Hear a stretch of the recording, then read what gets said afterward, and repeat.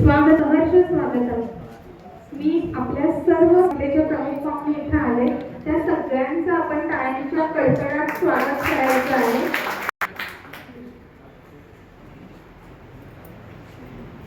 माननीय व्यासपीठावर सगळ्या मान्यवरांचा मी शब्द. बघा, प्रश्न असे की ही स्पर्धा नाहीये.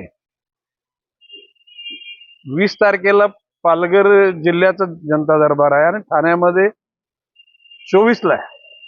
बाब अशी मी तर अपेक्षा करतो की आमच्या महायुतीच्या सगळ्याच घटकांनी त्या दरबारात यावं.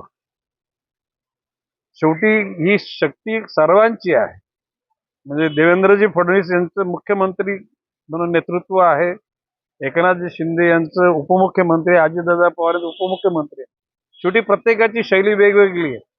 उद्याला तिन्ही पक्षाच्या लोकांनी जर का अशी जनता दरबार घेतले सगळ्याच ठिकाणी, त्याला कुठल्या ठाणे MMRDच्या मुंबईमध्ये घेतले, ठाणे जिल्ह्यात, कल्याण पालघर जिल्ह्यामध्ये, रायगड जिल्ह्यामध्ये, तर त्या ठिकाणी उलट जनतेला त्यांच्या दुःखाची मांडणी करण्याकरता व्यासपीठ मिळणार आहे.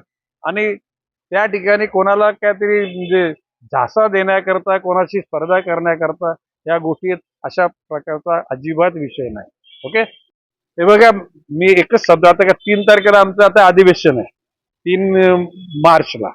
ते अधिवेशन 3 आठवड्याचं. ते अधिवेशन संपल्यानंतर पालघर जिल्ह्यातल्या प्रत्येक तालुक्यामध्ये, ठाणे जिल्ह्यातल्या प्रत्येक शहरामध्ये, म्हणजे उदाहरणार्थ सुद्धा ठाण्यामध्ये घेईन, भाईंदरला घेईन, कल्याणला पण घेईन, डोंबिवलीला पण घेईन, अमरनाथला पण, बदलापूरला पण घेईन आणि मुरबाडला पण घेईन. भिवंडी पण नाही सोडणार, शहापूर पण सोडणार.